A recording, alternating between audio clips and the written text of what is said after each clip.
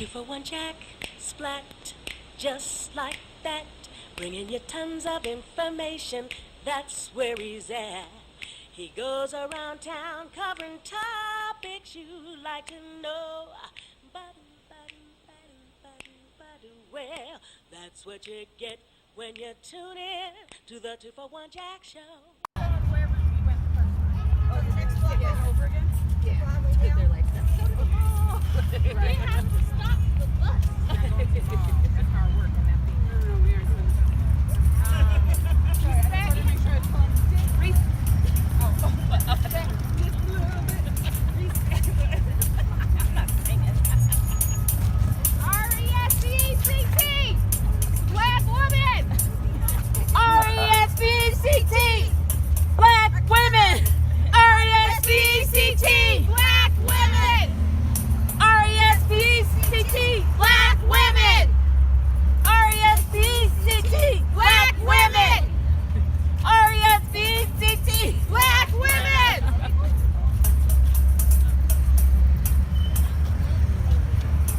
Yeah, strength in number. Our voice.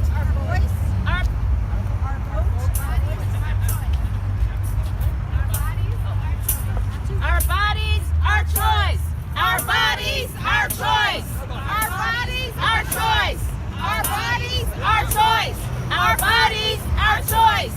Our bodies, our choice. Our bodies, our choice.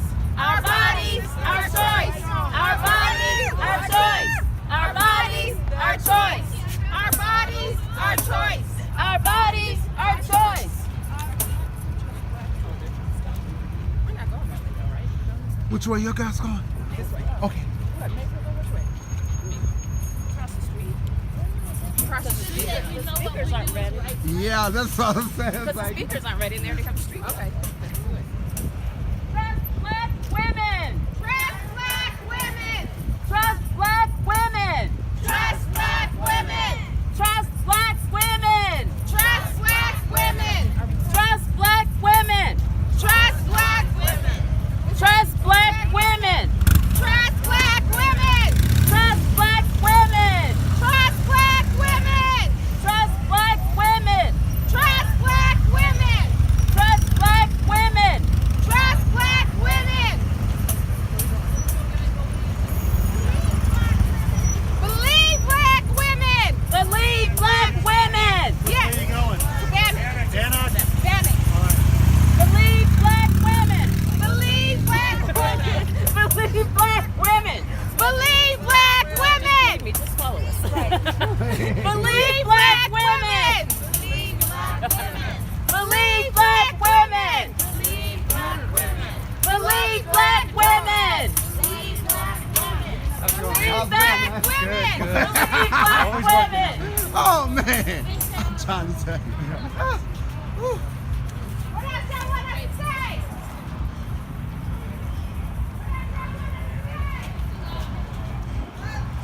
We know what democracy looks like. We know what democracy looks like. Show me what democracy looks like. Show me what democracy looks like. Show me what democracy looks like. Show me what democracy looks like. This is what. So when I say show me, you say this is what. Okay. Show me what democracy looks like. This is what democracy looks like. Show me what democracy looks like. This is what democracy looks like. Show me what democracy looks like. This is what democracy looks like. Show me what democracy looks like. This is what democracy looks like. Show me what democracy looks like. This is what democracy looks like. Show me what democracy looks like. This is what democracy looks like. Show me what democracy looks like. This is what democracy looks like. I know. It's just like Go ahead, go ahead. spots. Out of the buildings onto the streets. Out of the buildings into the streets.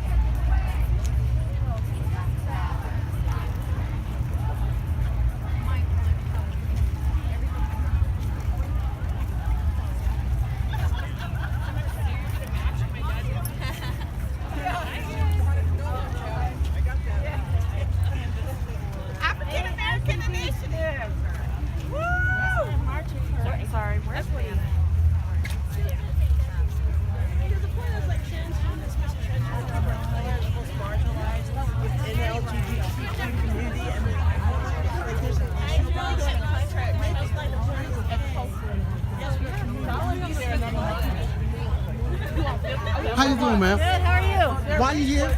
I'm here because I'm a woman and I love women and I want to support them all. Me too.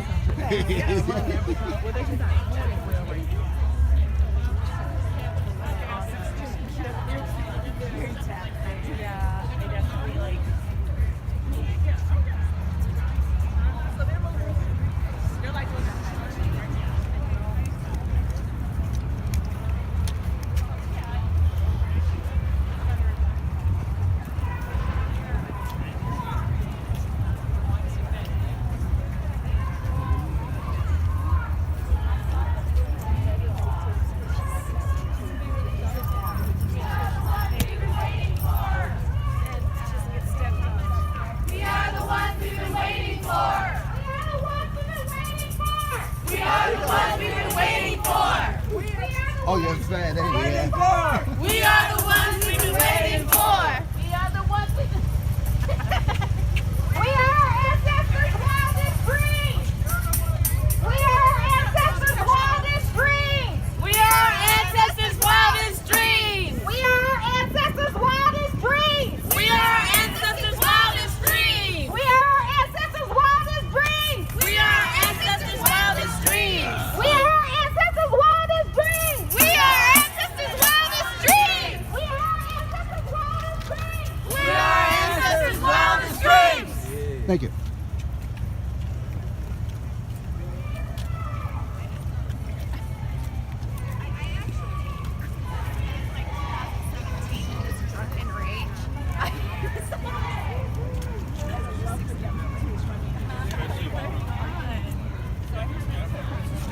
Thank you. Oh, okay, thank you.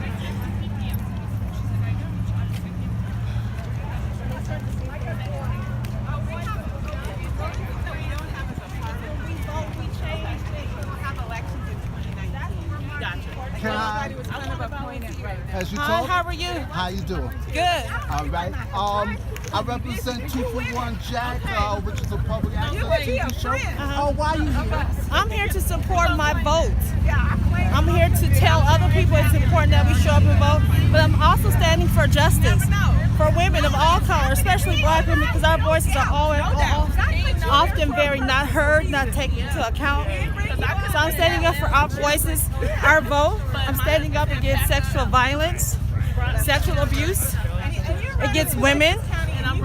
And I'm here to support and show that, you know, when black women show up, we change things. All right, thank you. You're welcome.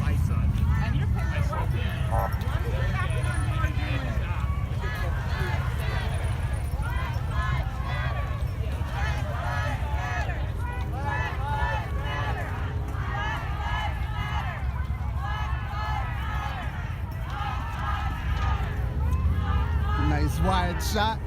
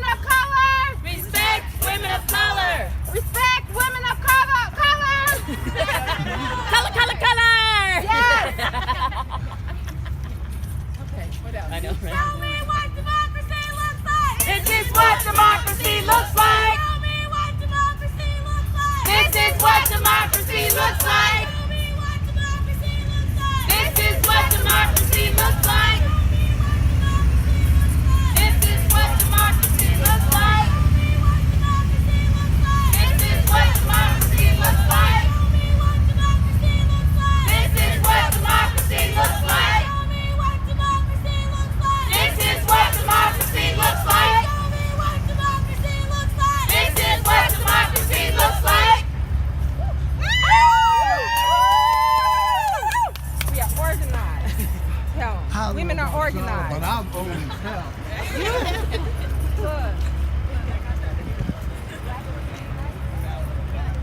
Black women unite! Black women unite!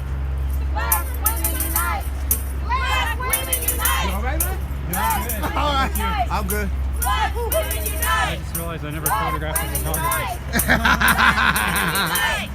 Black women unite! Black women unite! Black women unite! Women of color stick together. Black women unite!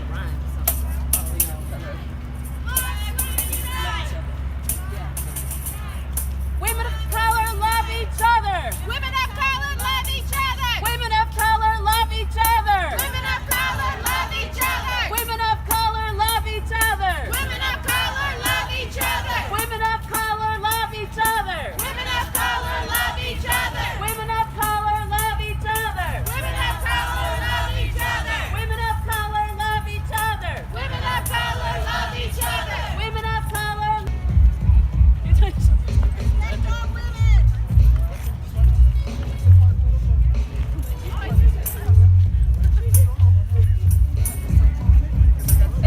What's up, baby? We gotta stop me like this.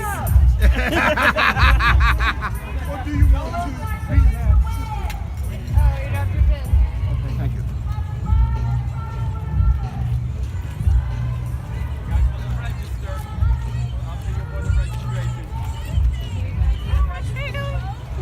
Sorry.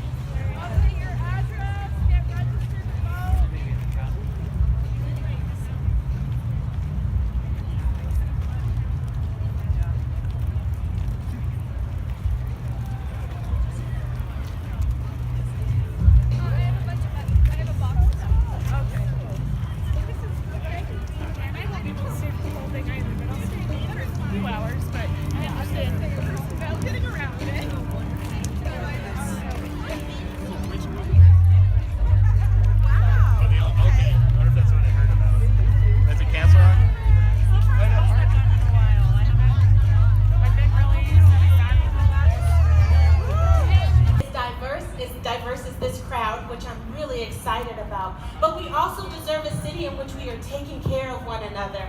I often joke, and it's not very much a joke, that I'm bringing love and humanity back into politics, and that's why I'm here today, because I think that's what we need. So thank you so much. Thank you all for coming out. I am just ecstatic to see each and every one of you, and I hope that we can continue this movement, we can continue this love, because it is so needed. So thank you.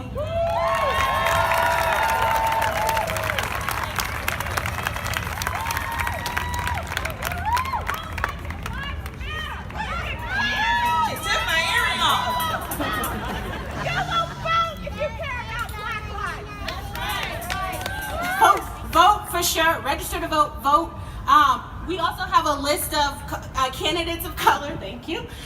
Women of color specifically. It's right there. Dana's holding it up. Make sure you get that. That's a wonderful resource. And vote. Vote for me for sure. But there are other candidates here that you should definitely vote for, because they are all. Yep. Shanika's there. What up, girlfriend?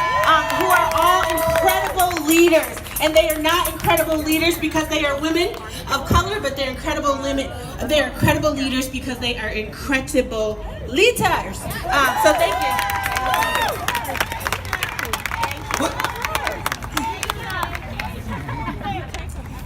Who's over here?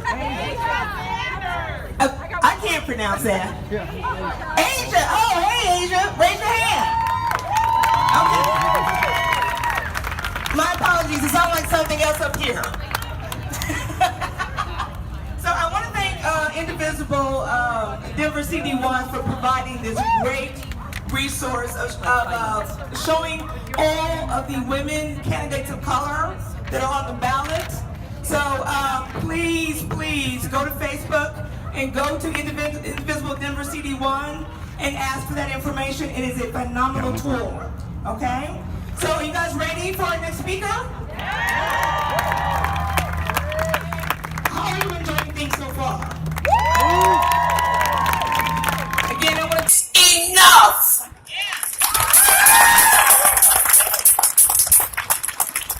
This violence has got to stop. And it must stop now. I refuse to be silent anymore. The sad thing is, it took my son to die to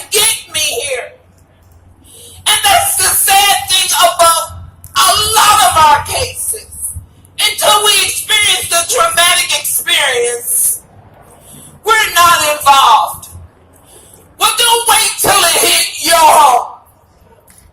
Don't wait till it's one of your children.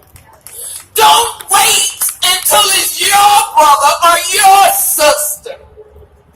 Don't wait to do something then. I can't get back the time with my son. But it's one thing I can do. I will speak against this violence as long as there is breath in my body.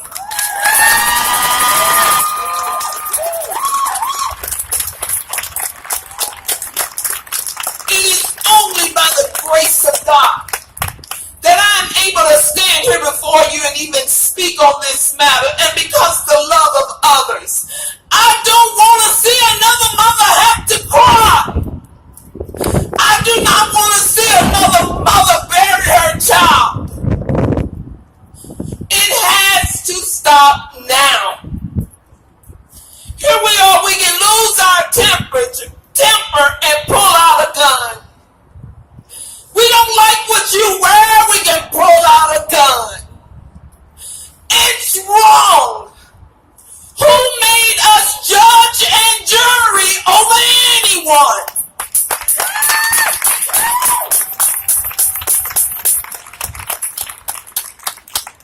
Enough is enough.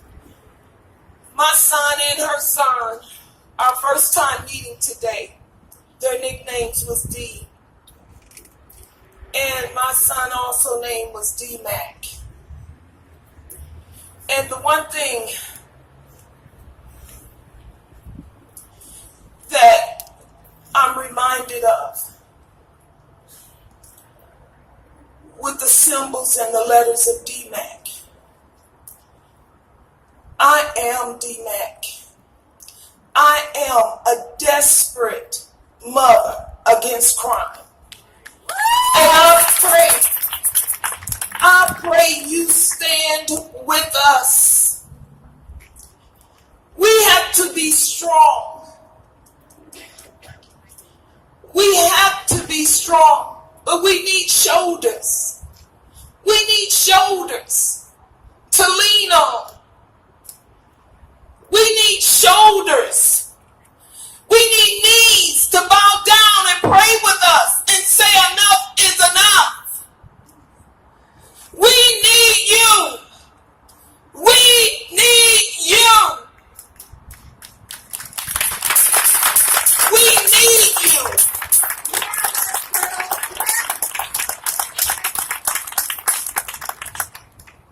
No more delay.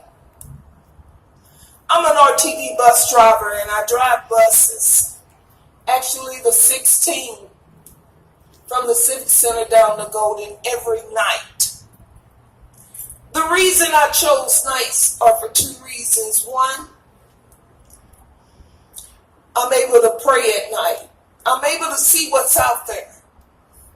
I'm able to see the violence, the destruction, the injustices firsthand. I see it on my buses. I see it on the streets. And it's sad because they don't realize what they're going to leave behind. The other reason is so that I can get Sundays off where I go to Denver Women's Prison every other Sunday to teach and preach the gospel to women of all races, women of color.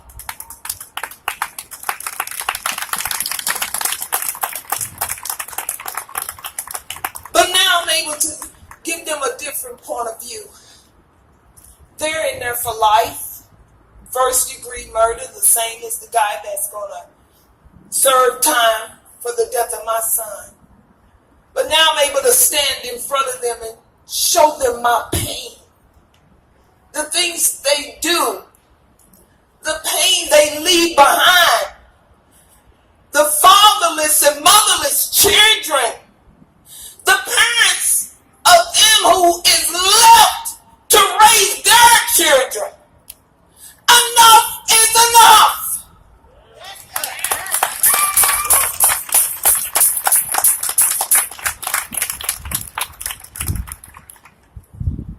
when you look at your child and he's laying in that casket, I remember that day very, very well. And you walk up to that casket and you know you're going to kiss your son for the last time. For the last time. I still remember my lips upon his cold face. And I remember the moment I felt when I had to close the casket.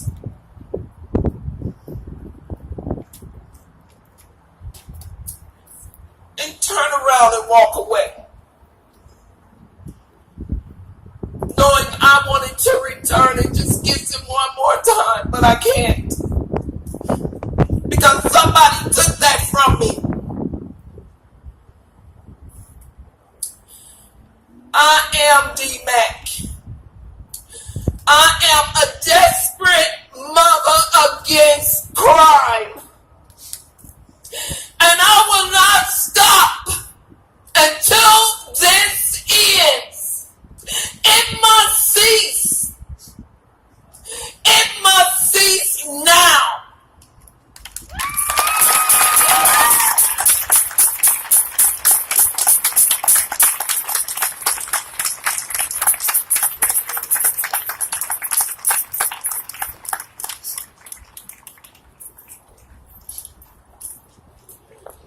Let's give another round of applause for Ms. Dinsmore.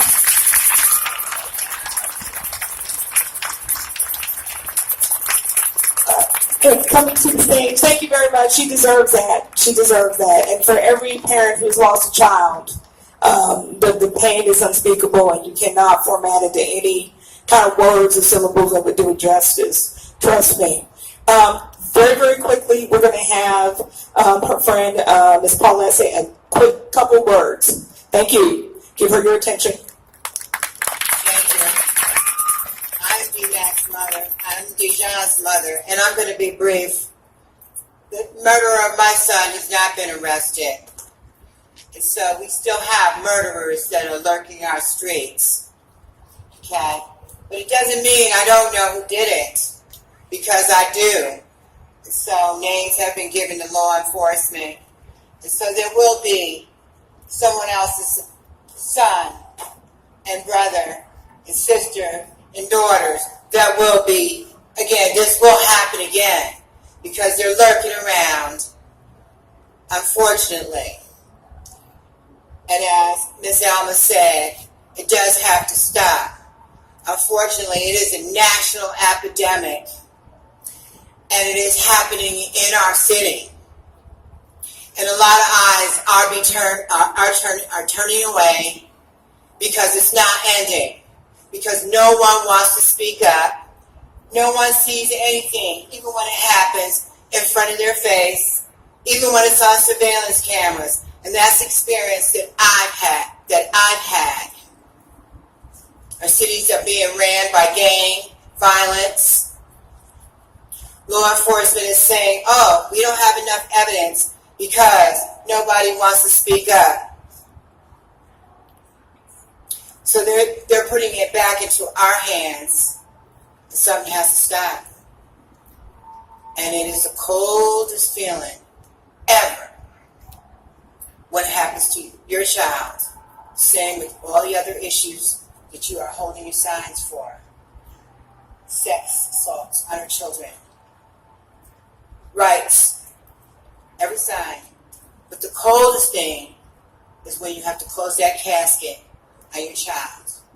And I was standing beside my son. We were at the place that we were supposed to be. He was not at the wrong place at the wrong time. We didn't step on anybody's toes. We were celebrating together. For nothing. And this murderer is still lurking the streets right here in the city of Aurora, Colorado. You guys, thanks for coming out today. Don't forget to register to vote.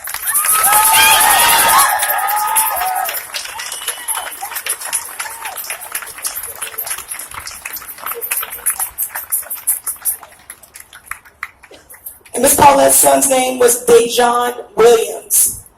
So keep that name in your memory. Dejan Williams. Thank you, ladies, so much for sharing your story. Our thoughts and prayers will be with you.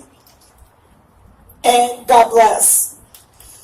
Coming to the stage next, we have a very dynamic young lady who is one of the co-organizers of this wonderful event today. And she is also running for RTD director. Okay, you guys can do better than that. Come on.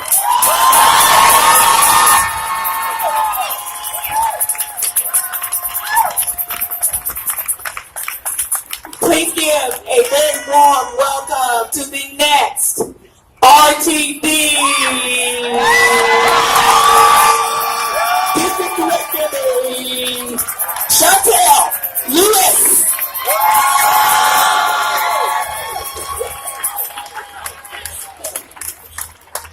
Good afternoon. Good afternoon. It is so beautiful to see each and every one of you today. I am so excited, and I'm also out of breath because I had to run up here because I wasn't paying attention. So forgive me. As she mentioned, I am Chantel Lewis. I am running for the RTD Board of Directors for District B, also a co-organizer of this incredible event. Thank you. I promise not to talk very long, but I will tell you that I love public transportation. And after hearing the story, I think about my own childhood and how riddled with gangs and violence and poverty my experience and upbringing was. And still seeing that today. And utilizing public transportation is something that helped me climb out of that situation. And now more than ever, it is an important time to care about public transportation. It is an important time to pay attention to public transportation, to budgets, to invest in public transit, and I'm excited about that. What has been most exciting for me on this campaign trail, if that's what we're calling it today, is that there are folks who are having conversations about public transit and are excited about it, and I'm excited about it. And I feel like my work here is done, that folks are talking about transportation. As we see this city expand, we see more and more folks being displaced. We see more people going out into the suburbs, and we also see our public transportation system not able to serve them. And that cannot be, and that has to change. Like, all of us deserve a city in which all of us can thrive, in which all... Thank you. We deserve a city in which it is diverse as this crowd, which I'm really excited about. But we also deserve a city in which we are taking care of one another. I often joke, and it's not very much a joke, that I'm bringing love and humanity back into politics, and that's why I'm here today, because I think that's what we need. So thank you so much. Thank you all for coming out. I am just ecstatic to see each and every one of you, and I hope that we can continue this movement, we can continue this love, because it is so needed. So thank you.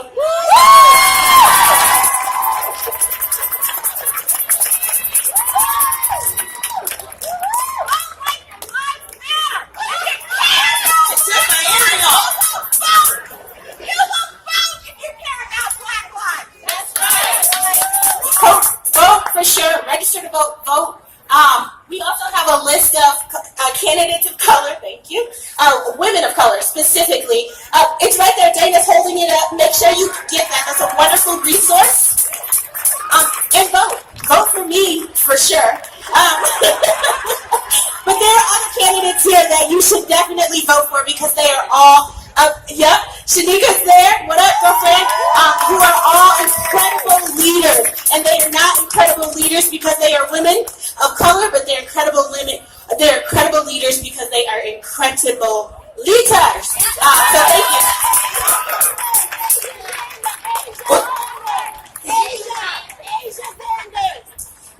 Who's over here? I can't pronounce that. Asia. Oh, hey, Asia. Raise your hand. Okay. My apologies. There's always something else up here. Indivisible Denver CD1 for providing this great resource of showing all of the women candidates of color that are on the ballot. So please go to Facebook and go to Indivisible Denver CD1 and ask for that information. It is a phenomenal tool. Okay? So are you guys ready for our next speaker? How are you enjoying things so far? Again, I want to tell you that we are awfully blessed and just lucky to have you here. Thank you for sharing your Saturday afternoon and your time and space and your love with us. And coming to the stage next is the lovely Miss Lisa Cadron. She is a phenomenal advocate. She's also a distinguished faculty at Denver University, and she is the co-chair of the Colorado Latino Forum. So please give it up for Miss Lisa Cadron.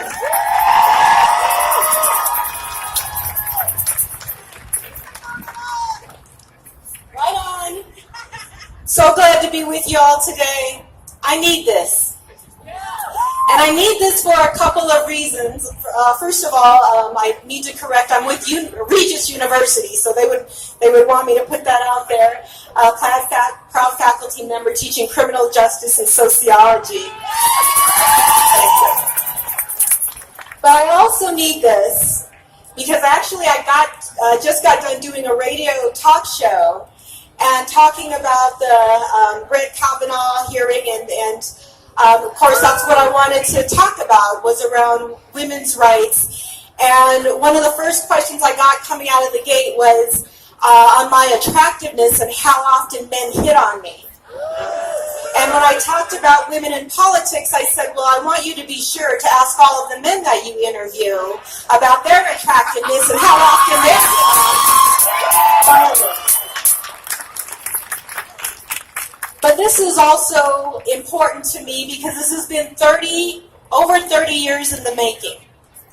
Because over 30 years ago, I sat in the emergency room of a downtown hospital here after I had just been assaulted by my partner. And I sat in that emergency room alone with all of the tapes playing in my head that I deserved the beating, that there must have been something that I had done to cause him to harm me. And as I'm sitting there, doubting myself, being embarrassed that the police had come out, that the ambulance had come out taking me to the hospital, trying to reassure the paramedics that I was all right, who were concerned that I had a closed brain injury. There was a white woman who came and sat down beside me, and she was bruised, had black eye, and she was also waiting for care to be seen. And I thought in my head, I'm not a battered woman. That's a battered woman.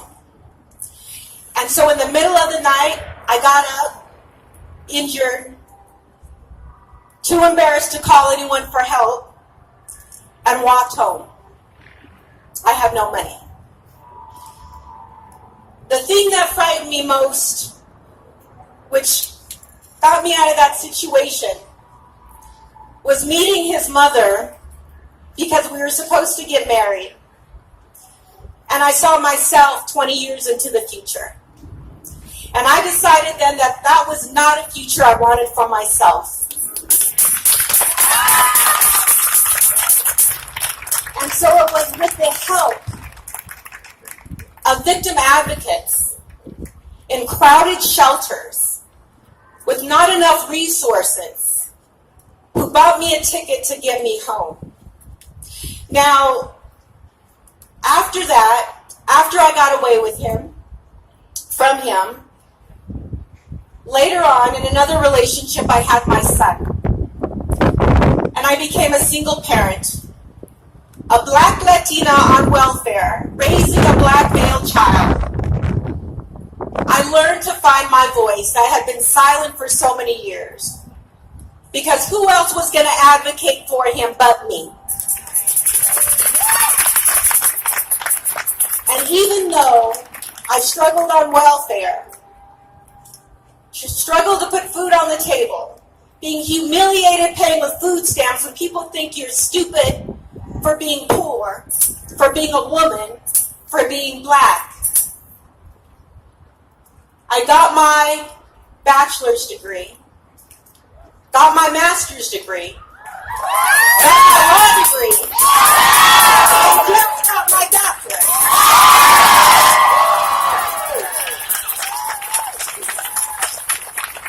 We know that black women are the most educated group. We get enrolled in college at the highest rates out there. We have always participated in the labor force, voluntarily or involuntarily. We have been workers. And yet, we also suffer under the burden of the greatest student loan debt. I can attest to that. I will die with my student loan debt. We also earn less than men. So in general, women earn 77 cents for the dollar of every man.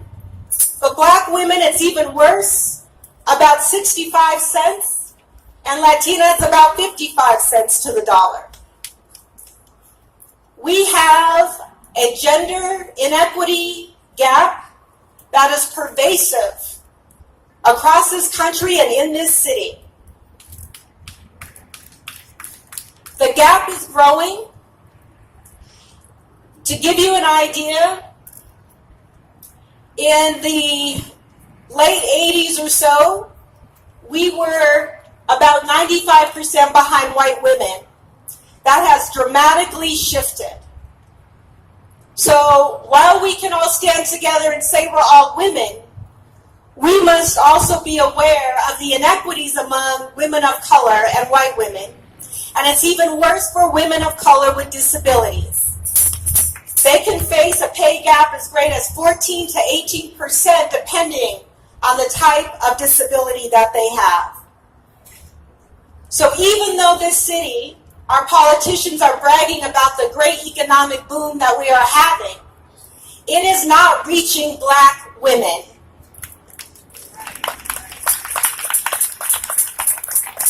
As a result, we need to be electing women of color to office.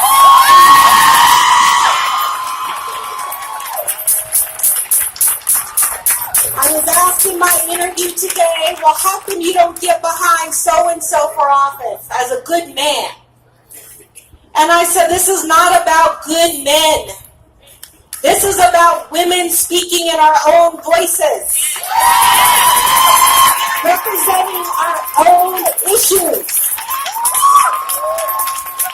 It's time for women to be first in our voices and our issues, talking about the sexual assault that happens to us, talking about the domestic violence that happens to us, talking about the pay inequity.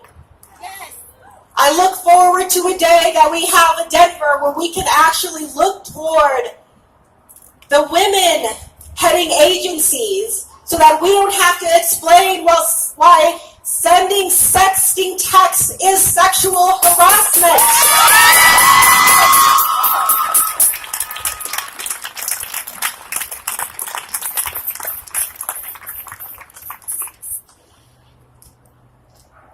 So I want to conclude today. I want you to just take a moment to imagine a Denver, a city, a government where women are represented in proportion to our population. Where we have leaders who will think about what does it mean to be a single mom when you can't afford childcare but you still have to go to work? What does it mean when you have a sick child and you have no one to care for and yet you still have to go clean someone's house? What does it mean to have women to set policy? What would it mean to have a gender-responsive approach to policy making, a trauma-informed approach, so that we're not asking subjected to ridiculous decision leaders who say, well, do you believe her? We need to put victims in the center of that analysis, and Black women in the center of that analysis, and women of color in the center of that analysis, and disability and LGBTQ people in the center of that analysis. We don't have that in Denver right now.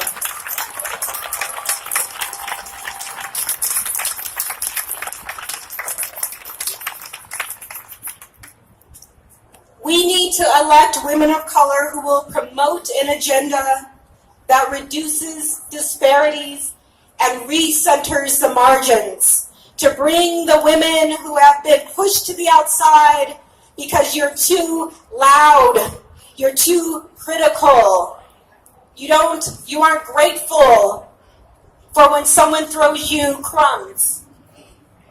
We need instead to promote an agenda for equity and equality for all. Thank you.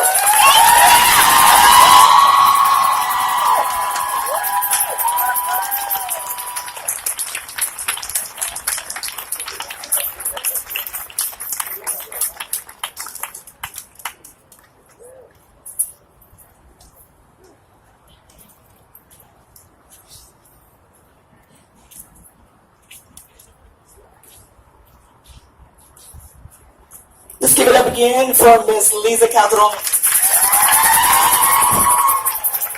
And pardon my faux pas, I should say Dr. Lisa Calderon from Regis University. Thank you so much. We appreciate you. Before we continue with our next speaker, I want to take a moment to recognize a few people. First, I want to start by recognizing all Black and brown female candidates of color. Please raise your hand.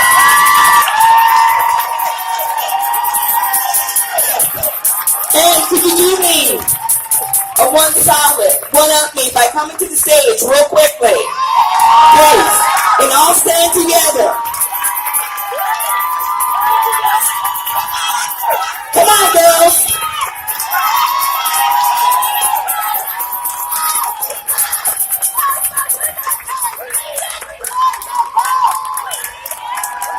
Okay, Chantel, come on.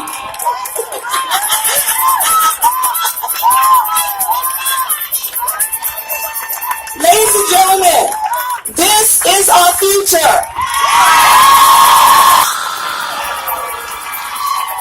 We need to bless it and be invested in it. Support them. Donate, canvas, make calls. Please, they need you. And vote. Okay? And you don't want a bunch of mad Black women at you if you don't vote. Baby, you in my shot.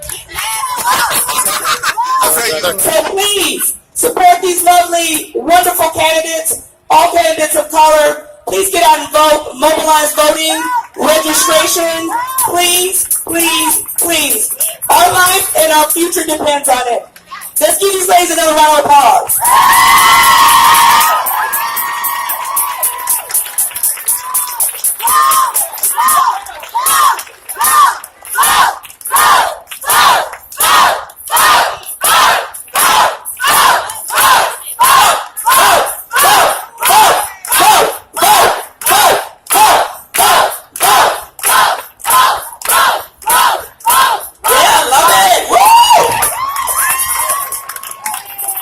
Now please, voting on the day of is fine, but please make sure you vote early. Early!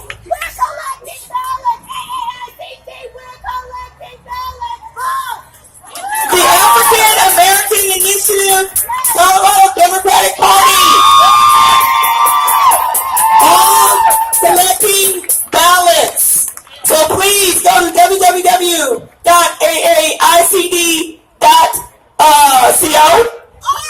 .org. Okay. So is it .co.org? Yes. No. It's .com or .org. Just look up AAICD and you'll find URL. How about that? All right, guys. Are we ready for our next speaker? Okay. Before we continue real quick, I want to give a shout out to the vendors and the healers that are here today. Let's give them a round of applause. Please visit their table and give them your time and your attention. And we also have a massage therapist on site, Celeste Martinez, who is to my right here. So if you guys want to go get your neck worked out or your back worked out, she's over there and she'll be glad to take tips from you. All right? So, how do you guys feel about the event so far? Are you enjoying yourself?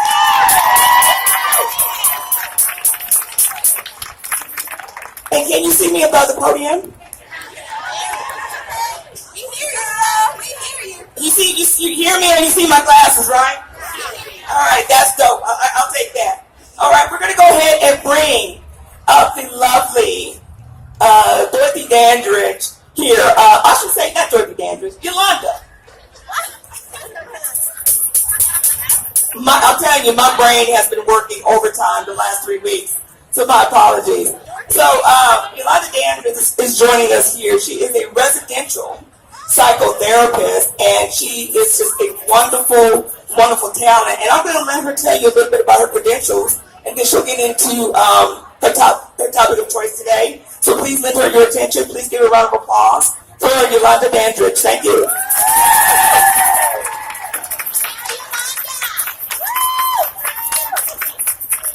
That's happened to me before. My doctor back in D.C. actually labeled my records Dorothy Dandridge, so that was a little awkward. But I am Yolanda Dandridge, and I am a somatic psychologist, and I own the Movement Institute, as well as I'm the lead counselor at the Girls Athletic Leadership School. So today we're going to just talk about the stigma of our mental health. Mental health conversations within the Black communities are starting to be had in our churches, within the local groups, on social media, and more influential people are speaking about mental health. Like Jennifer Lewis recently wrote a book. Yeah, she's actually coming into town too, so look out for some tickets, you all. But Jennifer Lewis recently wrote a book where she spoke about in depth about her struggles with bipolar. Taraji Henson, we know who she is, right? Yeah, Cookie from Empire is speaking about her experience with anxiety and family mental health. Taraj also took it further by starting a foundation focused on the stigmas that surrounds the Blacks and mental health. And yet we are still plagued with the stigma and paralyzed in shame and humility and paralyzed with shame and those in our community from receiving support beyond just resilience and praying it away. Yes, these stigmas are real for our communities, from historical mistrust in the healthcare system to miss and underdiagnosis due to lack of cultural relevant treatments and therapists who look like us. As well, the legislations that look over the mental health needs for Black and brown people, but use our suffrage for an excuse to incarcerate. Grants that are offered are not accessible to alternative care practitioners who actually serve within our communities, who are struggling to keep their doors open due to lack of funding, such as our very own Healing Gardens located in Aurora. And Healing Gardens is also down with abuse as well. Our bodies have been enduring chronic stress that holds historical traumas and messages, racial, gender biases compounded with Black women playing multiple roles in our families, raising children alone with different needs and poverty, and also neglection of love and compassion for our Black bodies. On a communal level, we face consistent exposure to trauma daily. Dehumanization of our bodies, mass incarcerations, and risky behaviors such as self-medicating and sexual behaviors. It has been reported that physical illnesses are increasing abundantly with autoimmune heart diseases and low birth rate with Black women. Because our brains are a part of our bodies. Just like when some of us go to the doctors due to backaches and annual checkup or go for cancer treatments, we should also go to get our brain and our minds also checked. The American Psychiatric Association reported African Americans often receive poor quality of care and lack access to cultural competent care. Black women are among the most untreated groups for depression in the nation, which can have a serious consequences on our African American community. The stigma we hold is rooted in fear and a misconception of the Black experience. The Black experience message about being Black, a part, if not a huge chunk of the message, is rooted in pain and to fight to survive. Our fear is anchored in the embodiment of moving and functioning in pain and discomfort. We have to be careful about what we are saying and passing down to our children. Most of the way that we move and the reason why we don't do certain things is connected to the slavery background that we have. Our historical past lives in us. We pass down generation trauma. Today, we can change how we respond to stress, racial discrimination, and other societal abuse that has been placed upon us. To move completely away from the stigmas that surrounds Blacks and mental health, it will take us to no longer brush it off.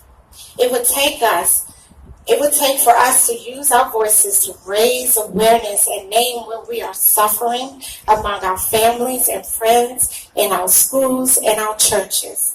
Let our voices like today be heard by the representatives, healthcare systems, and workforces to diversify the types of counseling services and treatments that are offered.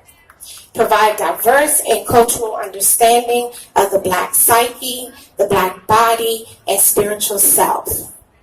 It will take collaborations with organizations like the Association for Black Psychologists. How many know that we actually have an Association for Black Psychology? Yeah, we've been around for 50 years. 50 years studying and understanding Black psychology. As well, we need funding for incubators for safe research to explore how we are really functioning and what our real needs are, and develop sufficient treatments to meet our needs.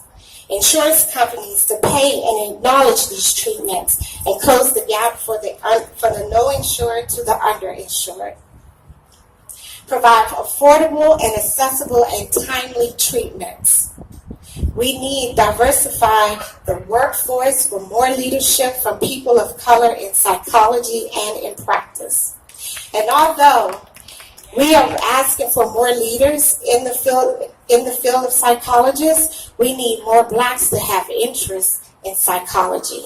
We need universities and colleges to provide scholarships and grants and other fundings to support Black and brown students to attend college for psychology, and afford the time that is needed to meet all requirements and testings to become a psychotherapist, a psychologist, and as well as psychiatrist.